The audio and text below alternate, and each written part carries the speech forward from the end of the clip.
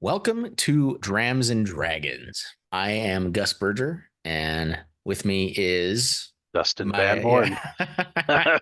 yeah, with me is Dustin Van Horn. Hello. We've got a fun episode, I think, tonight. We are going to be talking about the third Dungeon Crawler Carl book. And my just completely the name of the book just completely went out of my head. It's It's the the Anarchist Cookbook.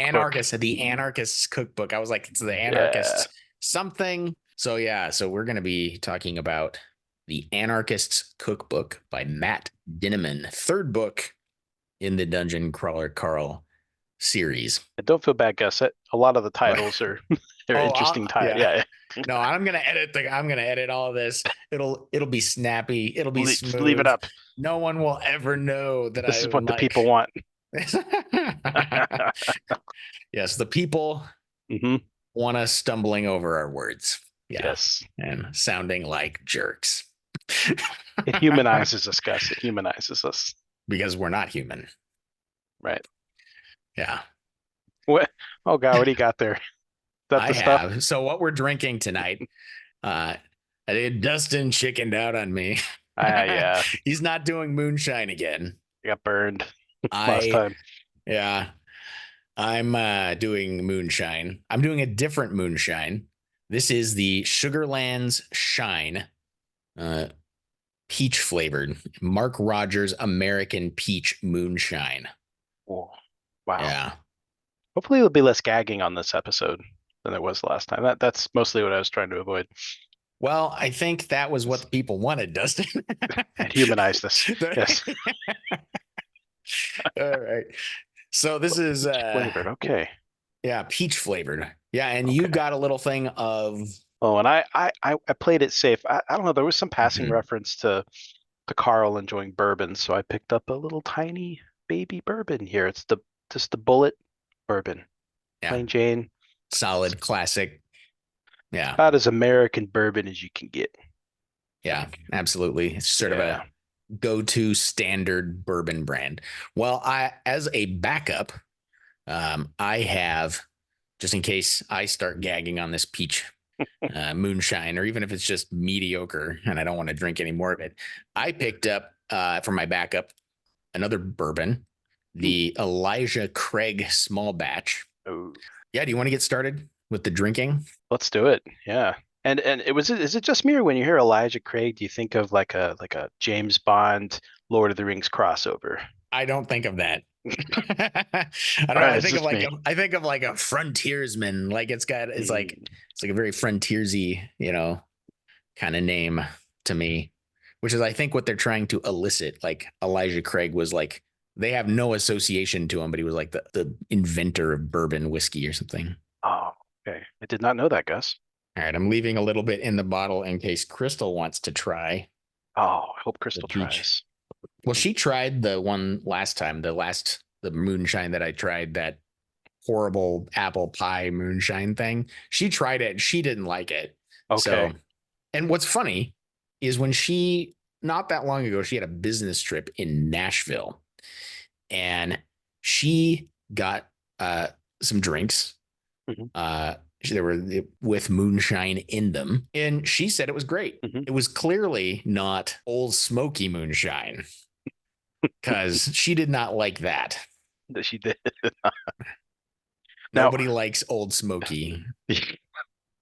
uh, funny. Gus, weren't you mentioning that this particular brand you have now is like across the street, like a direct competitor to Old Smoky? Yeah. So they're Ah, both located in Gatlinburg. Like both of them have their like things in Gatlinburg, um, which is like right next to the Great Smoky Mountain National Park. mhm. And they're like right across the street from each other. They seem to be rivals, Old Smoky and Sugarlands Shine. Okay. So I don't know more than that. I don't know more than that, but they certainly seem to be set up as rivals to each other. And we'll find out if either of them are any good. Because Old Smoky was not. That was something. On the nose of this moonshine, I'm actually getting peaches right off the bat. And it's not all that artificial, actually. It smells pretty good. It smells like Yeah, that was my next question. Like, is it like flavoring or like maybe some real peaches in there, you know?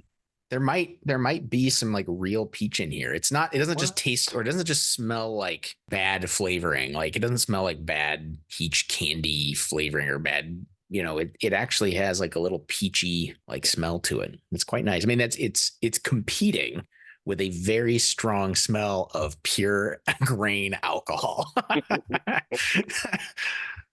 But it's better than that artificial crap from the old smoky place. Yeah, So that had like a chemical taste. Just, ugh.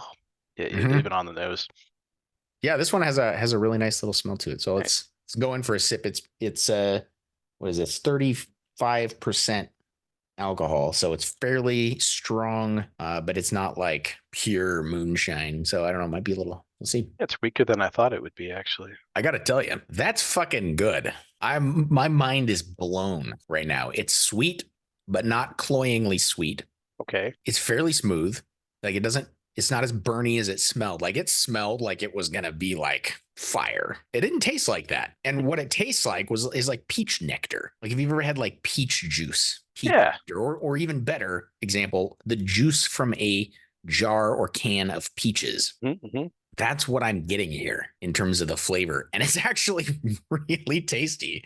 I'm shocked. I thought this was going to be a total joke, like the old smoky thing. Like I thought it was going to be nasty.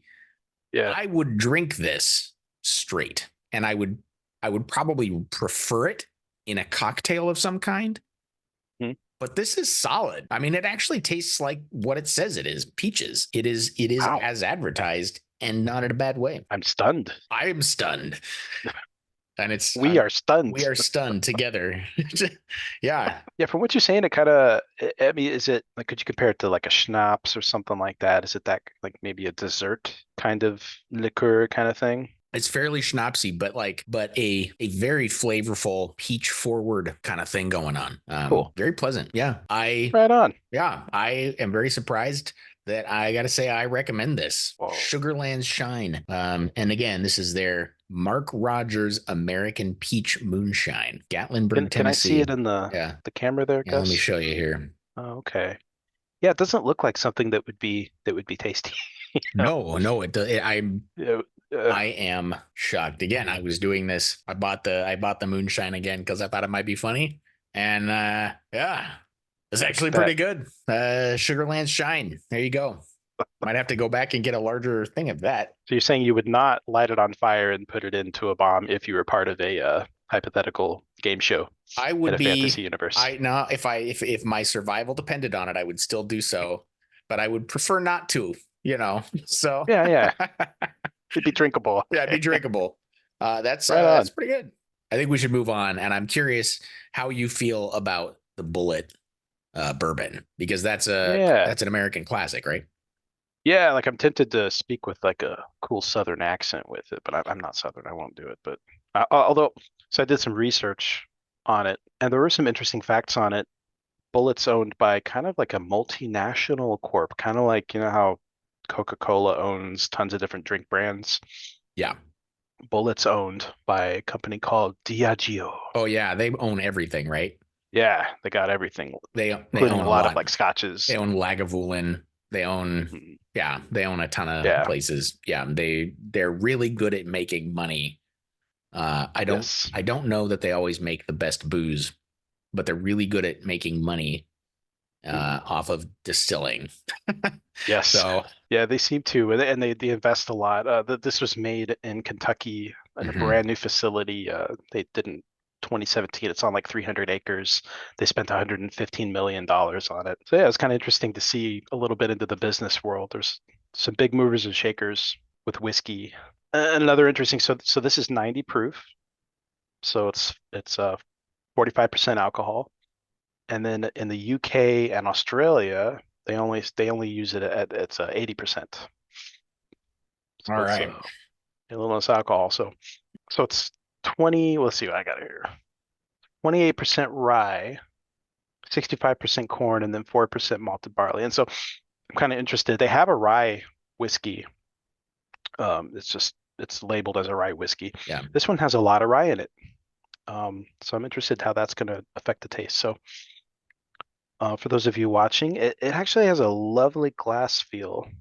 It's got some very nice legs. It's got kind of an oily look to it. Like I'm anticipating the sip here. And on the nose, it's very pleasant, especially from like a little bottle like this. You know, this is just the regular whiskey, and you wouldn't expect to get maybe good whiskey from the tiny bottles, but it you can tell from the aroma. It's got a lovely, rich kind of oakiness with a lot of spices. It's sweet, vanilla, like everything you expect from a bourbon. Nutmeg. Mm, Nutmeg shines through, yeah. and it's yeah, it's lovely. So I'm gonna take a drink. Well, that's good.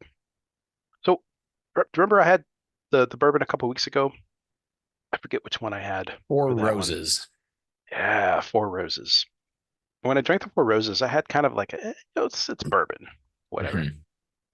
This has a complexity and a depth to it that makes it very drinkable in a way that is more exciting to me than the Four Roses, where it's very smooth and you can feel the alcohol. It's got a very rich, warming feeling, Yeah. uh, all the way down the throat into the chest. And just a lovely kind of almost like a toasted sugar. What was that? Like a toffee kind of vibe to it. Nice. The with the finish there. Now I'm having so another part of their shtick that they do.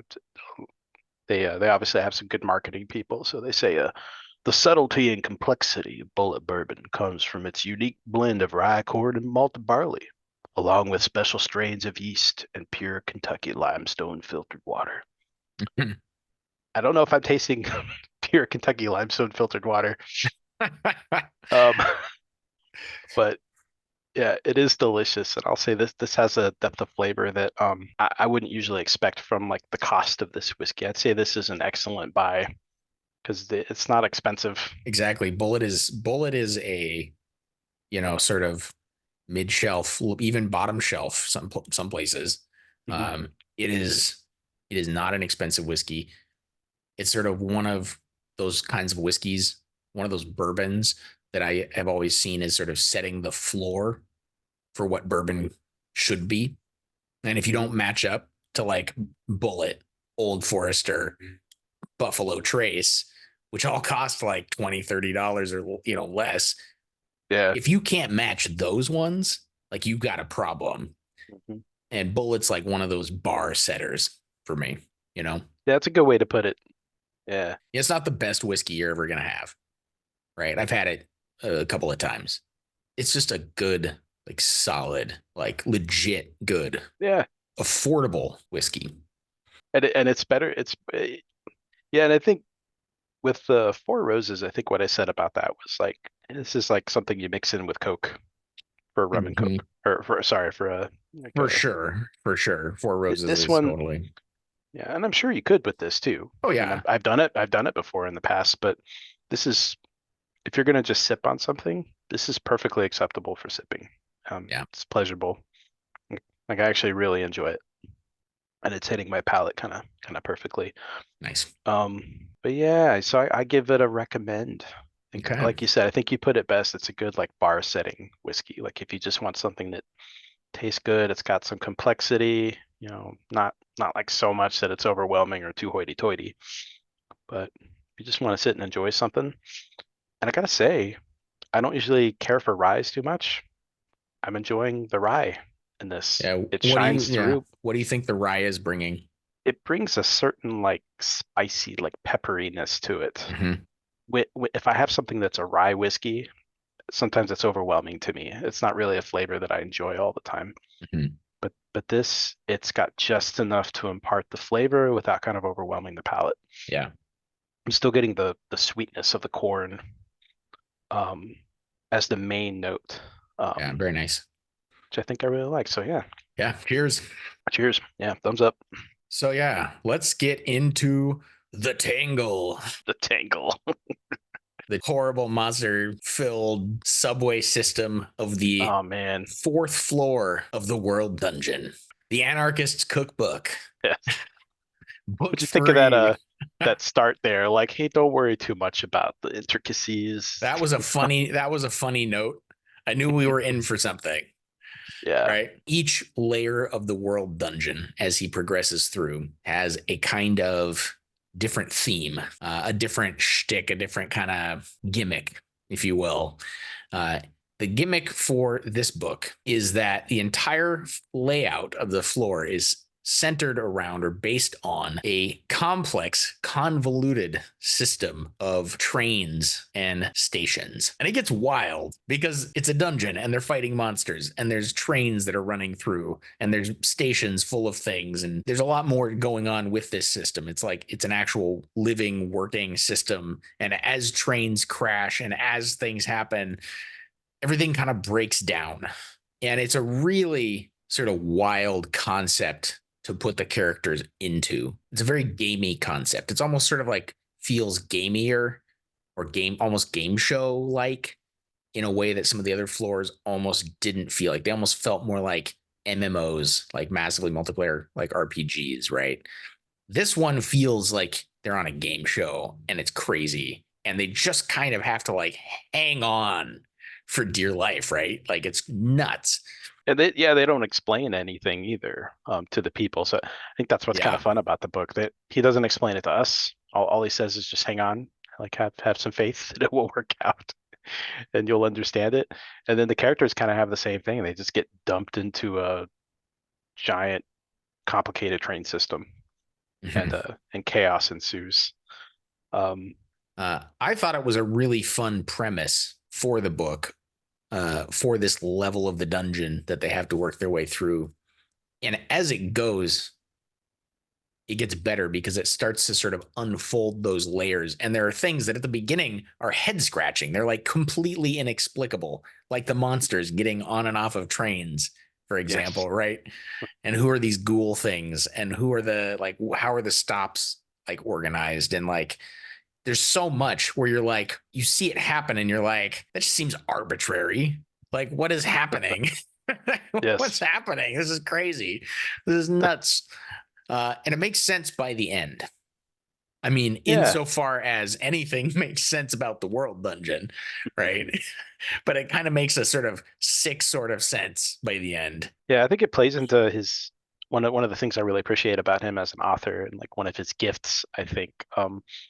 And you remember the first time we did this, like it felt like reading something from like a game developer who was like kind of writing some cool novels in his off time and stuff. And when I read this one, it had that vibe a little bit. It had this like just this chaotic thing, and I love the sense of discovery that he takes you through the whole book, because you're just right there in the characters' heads and they're trying to survive. There's human drama going on the whole time. There's character development going on the whole time, and everyone's talking to each other now. They can ping each other and kind of work it out, and all of them are getting sponsors, so it's getting more complicated. And I just when I think about the overall like reading the book, it was just a pleasurable experience through the whole time. Like it hit all the marks for me.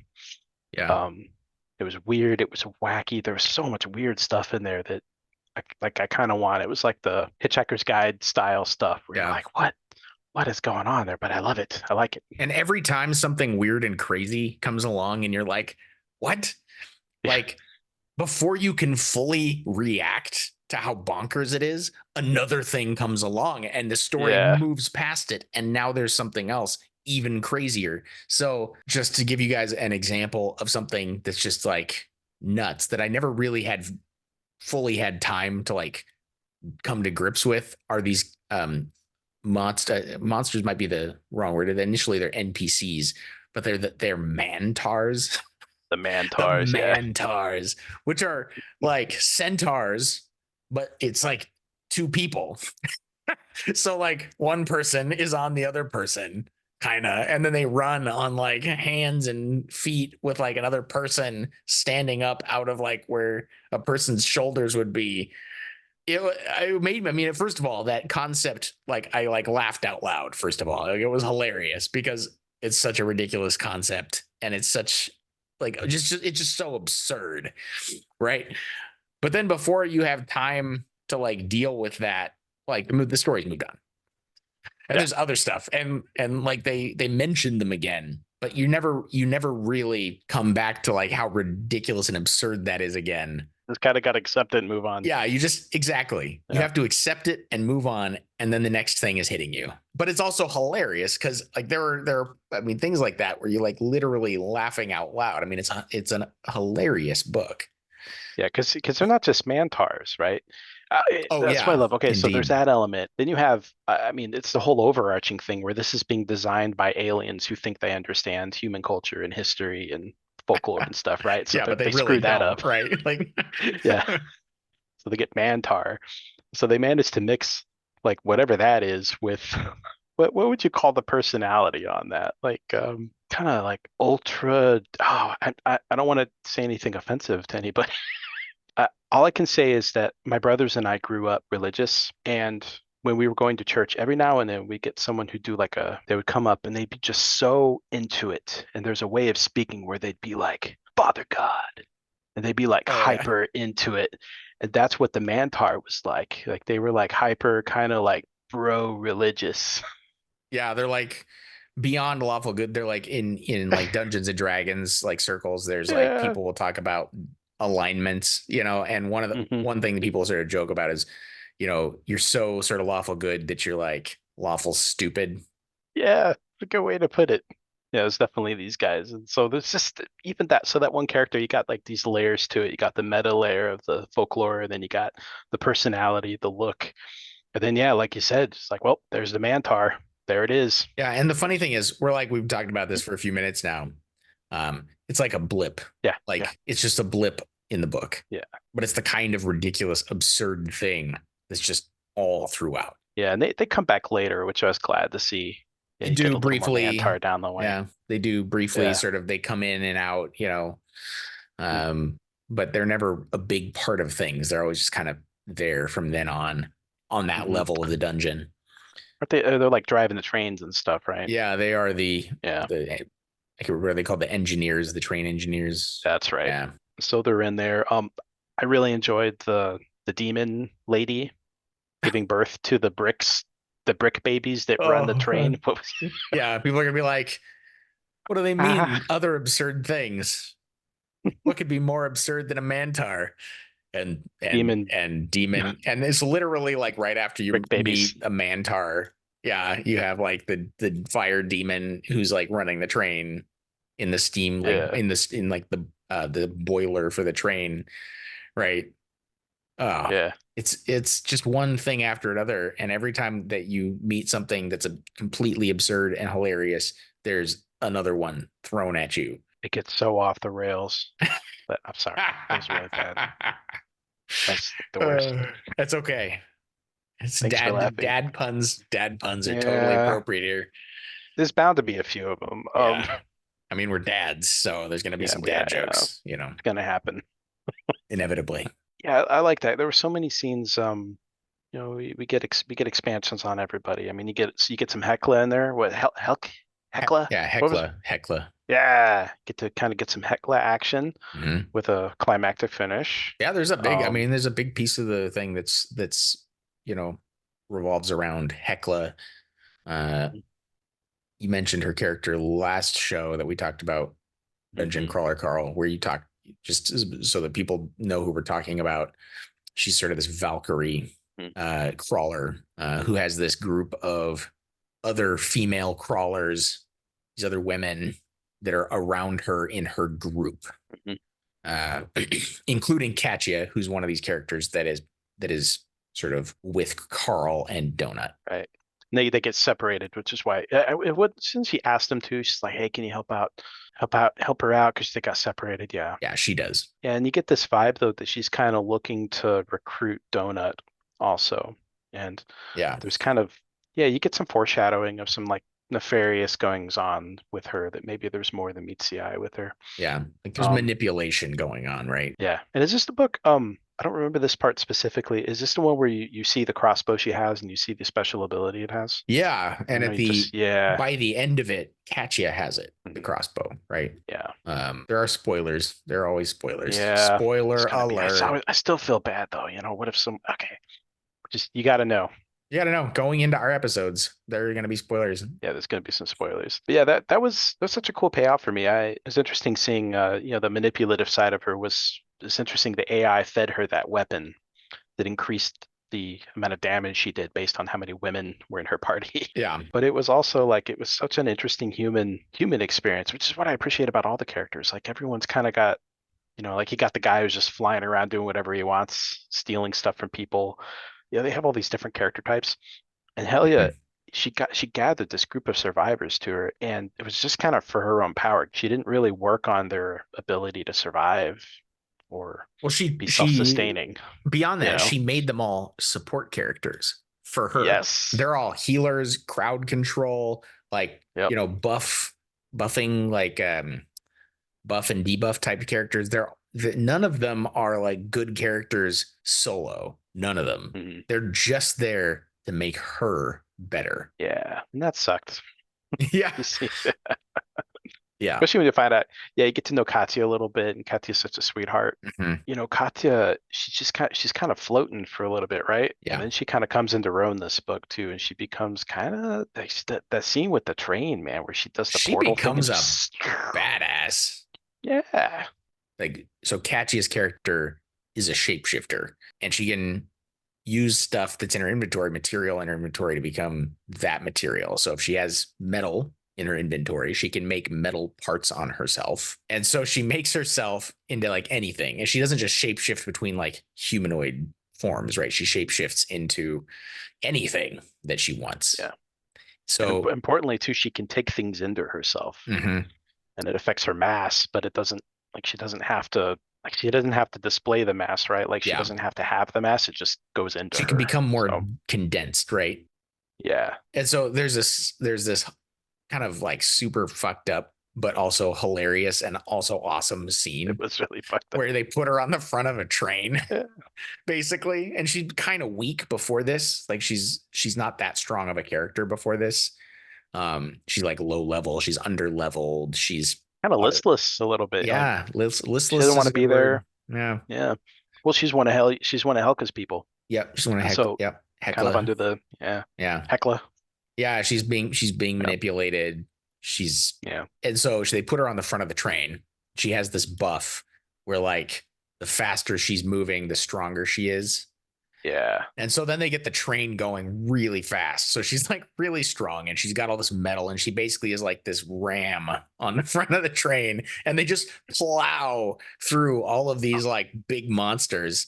Well, because this is when shit's hit the fan, right? Yeah. All So the everything's commuters have like mhm, morphed into their upgraded, more violent kind of zombie forms, and then yeah, it's just yeah. And she just there's blood and mows guts down. everywhere. But then she's like sucking all of the stuff into her inventory as they go so that it doesn't like clog up the front of the train so the train can keep moving very fast, right? And it's all happening very quickly. And so like this whole thing ends and she's like almost dead, but she saved her life and she's like leveled past everybody. She killed so much and she's like hugely leveled up. She's super powerful. Yeah. Yeah, it's fantastic. It's a great scene. It's hilarious. It's gory and over the top and ridiculous. There's a scene that pays off afterwards, though. Yeah, I was She's been about, yeah. taking everything into her inventory, everything, everything into her that she ran over into her inventory. And so then the dungeon AI or the runner, whoever's running the dungeon, they make the decision that you can't have liquid in your inventory unless it's in a container.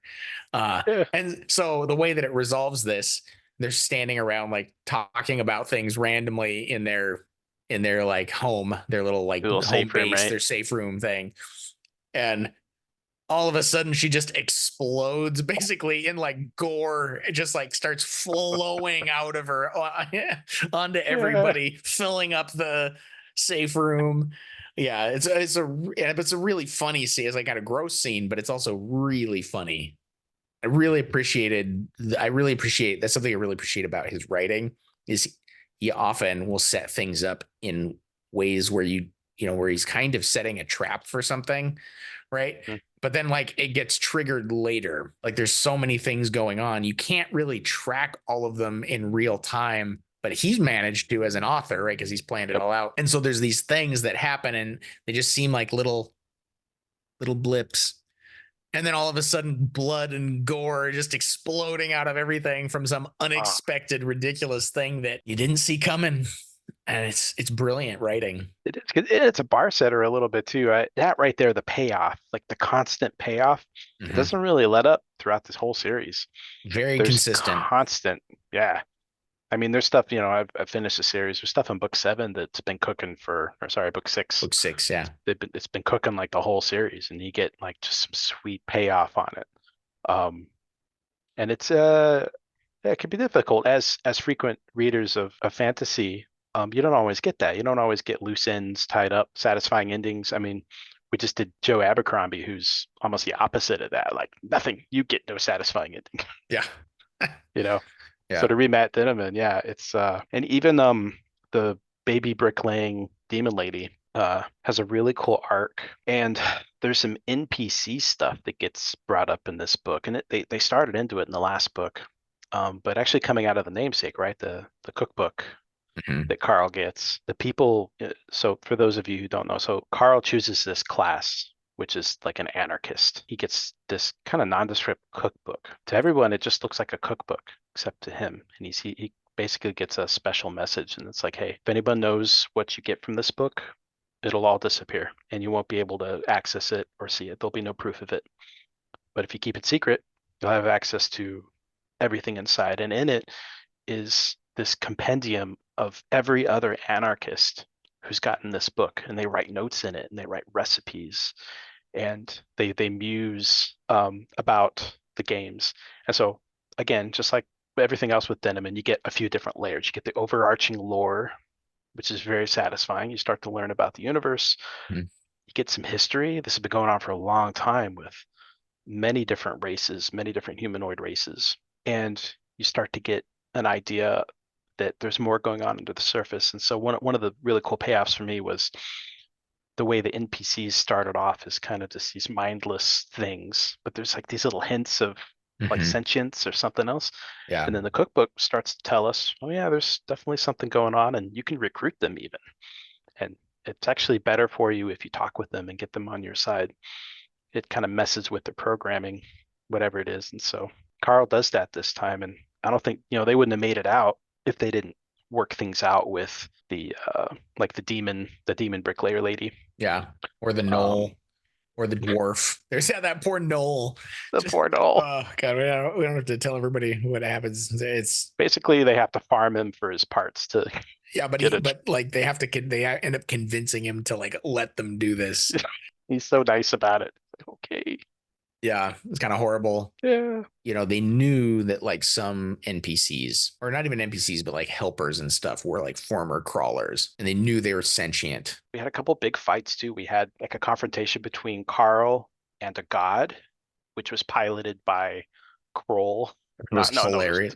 Kroll the god, Yeah, piloted by piloted by the what's his orc face? prince. I'm Yeah. forgetting his name right now, but yeah, I wrote it down here. um, that fight is hilarious. It's got like little, just absolutely hilarious bits in there. There's one point where Carl gets stepped on by the god, and The Christ he's got an invulnerability potion on. He gets stepped on, so he survives. But it comes back to the whole like recurring foot fetish theme that the AI of the dungeon I has, like see. this foot fetish for Carl. He keeps getting, he keeps giving the dungeon keeps giving him like foot fetish like related rewards, or like they'll give him like magical toe rings, right? He has a buff, right, where he can't take his or can't put his shoes on or whatever, like and or he'll lose the buff. It's like a big buff, right? He can't. So he's just walking around with no shoes all the time, in the dungeon. But in this one, the god steps on him and the dungeon like shudders in pleasure, right? Like, Like the ultimate. yeah. And he gets this like this huge reward from it, and it's really funny. It's really funny, but at the same time, it's like high stakes, right? He's fighting a god, and it's trying to kill him. And Another thing I appreciate about this book, you don't get this with character development with all books. The characters actually use what they find, they learn from their experiences, Mhm. and they adjust. So a lot of this is informed by the Anarchist book. Like they talk about gods and kind of different ways to do things, and they give him different ideas.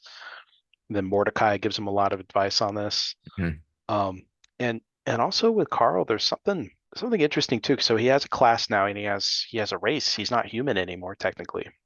Like he's a primal. Yeah.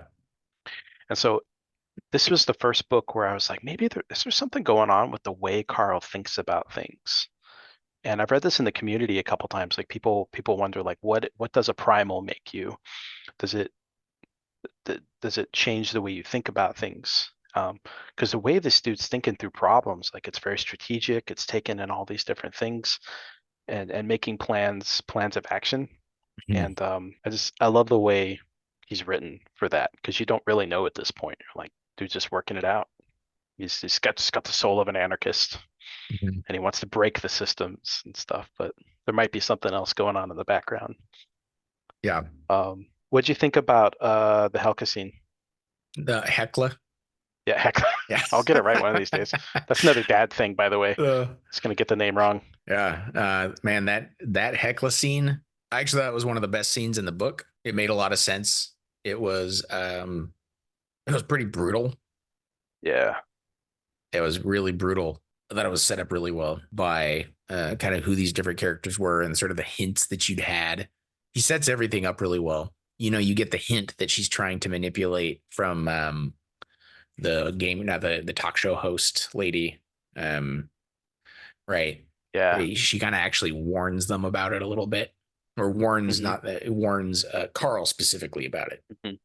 And so he's kind of on edge. He's kind of looking for things. He warns Donut to kind of look out for certain things. And then, yeah, when the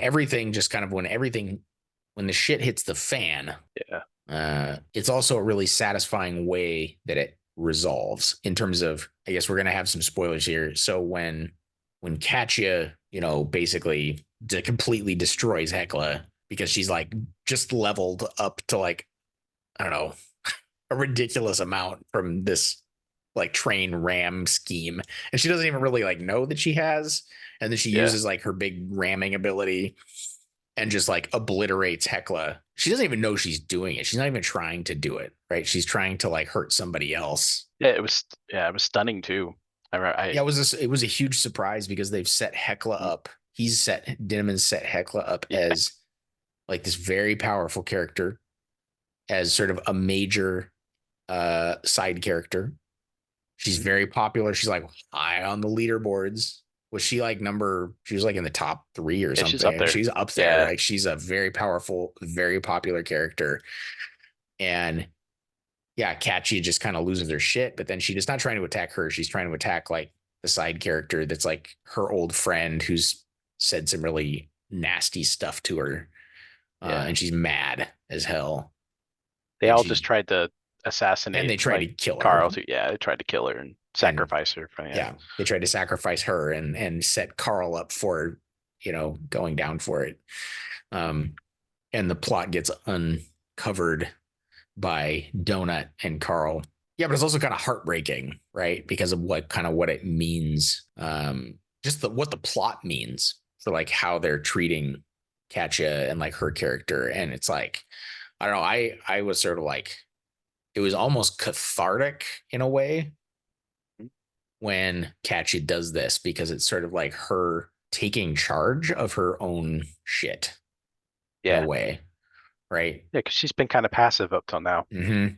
Yeah, Yeah. she's been letting people help her and she's been taking the help that they're giving her, but she hasn't really like taken charge of anything. It's like Yeah. this big moment, both in her character's development, but also in her relationship to Carl and Donut, right? Yeah. Because up until then, she's just passive, like you said. She's just, Mhm. letting, she's sort of like getting, she's sort of a leaf blowing on the wind. She's not, Kind of there to tag along, yeah, she's come back definitely on. a side character. She's like tagging along. And then this happens and she's just, Yeah. yeah. Yeah. So I thought it was a great scene. Cool. I thought it was a good one.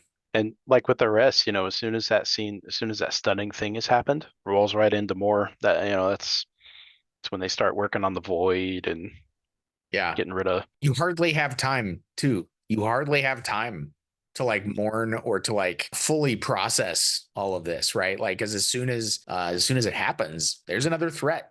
There's something Yep, else coming. which is exactly what the characters are experiencing like the whole time. And it's another reason I love the books. Like this sucks you in like that because it's, I don't know if we'll get comments for this. I have beef with Star Trek Discovery where they'll be in like a crisis, right?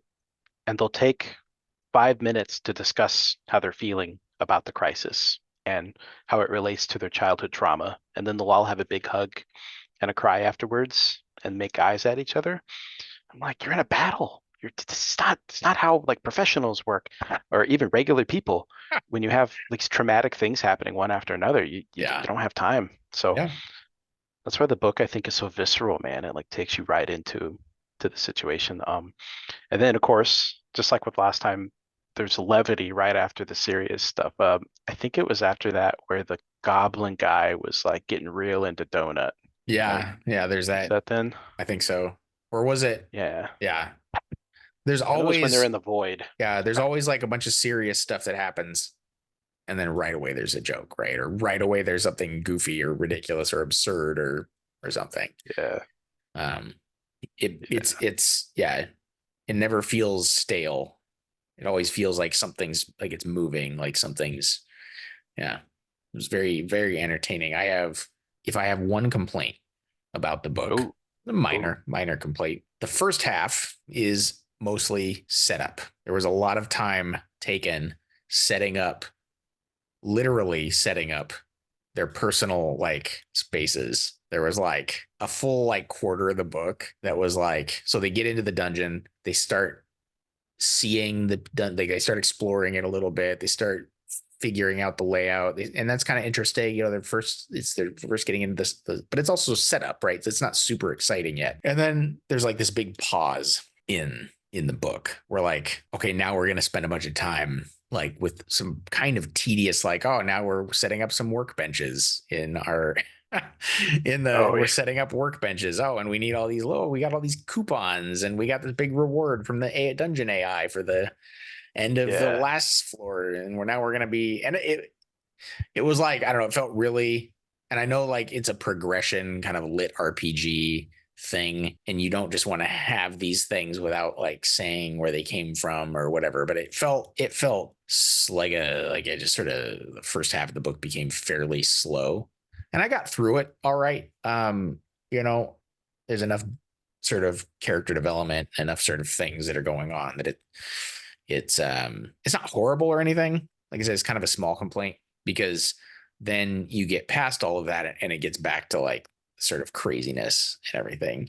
And it's funny, I never really felt that about the previous books, even while there was some setup and even while there was some sort of, maintenance going on where they're choosing classes and they're choosing races. There was enough going on within those choices that was sort of telling you about the way things worked and about what their options were and about sort of all this stuff that was fairly interesting, and that setup was more interesting in the previous two books. That's just I felt like that setup was less interesting in this, because it was like, oh, you're building a workshop.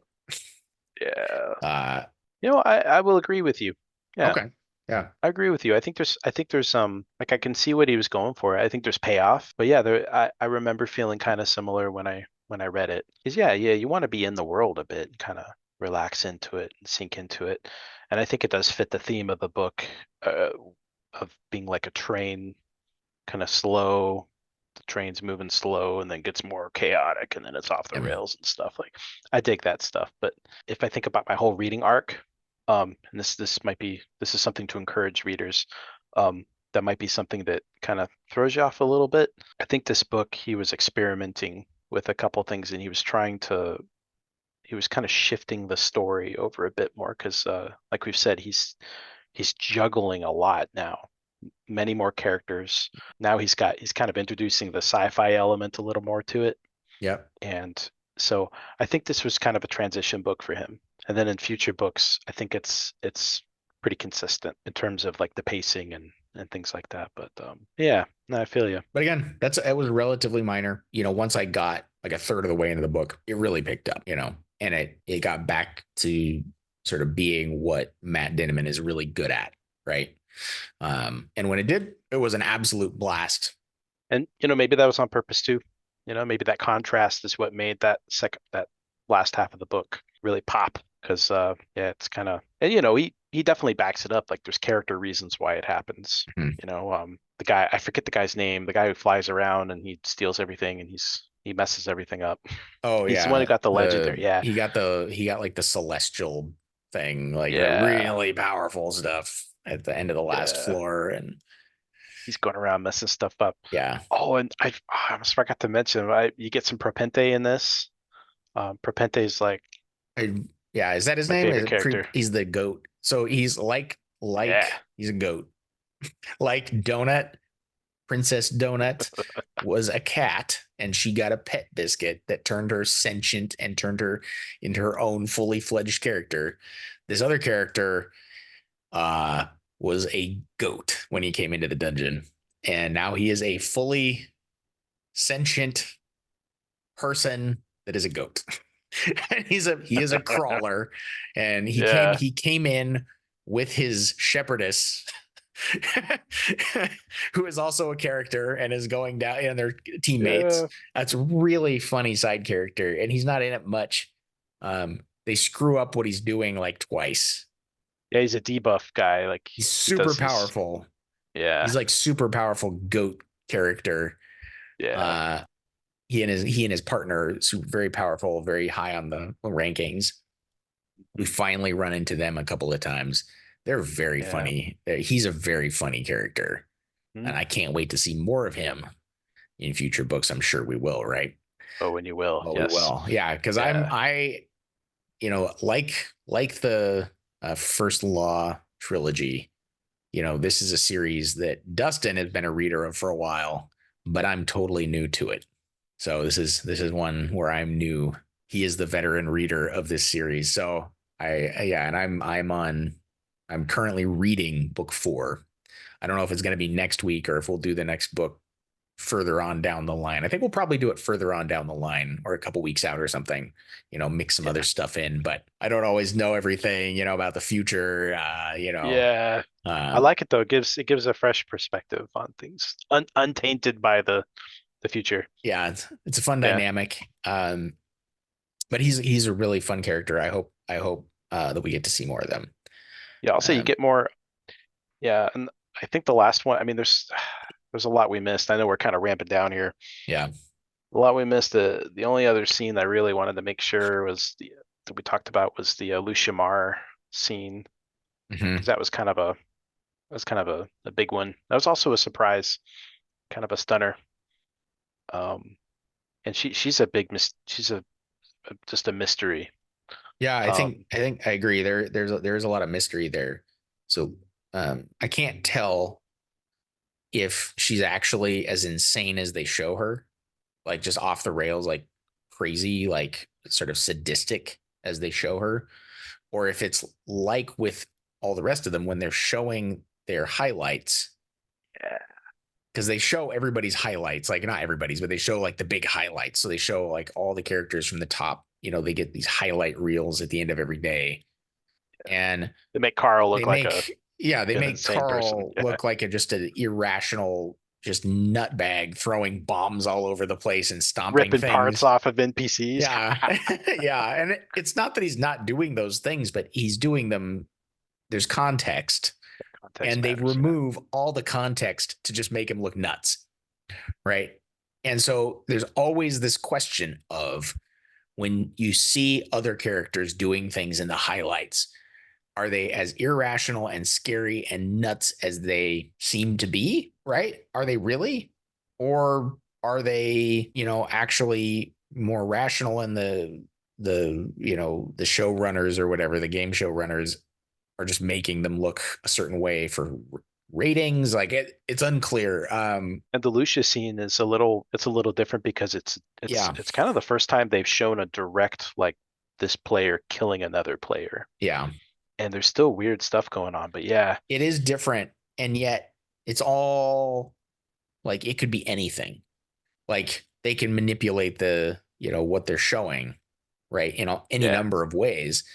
Yeah, we'll see. I mean, she's definitely concerning. As again, as somebody who's not deep into the books, well, yeah, she's sort of one of those. It's one of those things where it's like, I'm curious to find out more. I'm sure I will, because Matt Dinniman does not leave these things unfinished. No.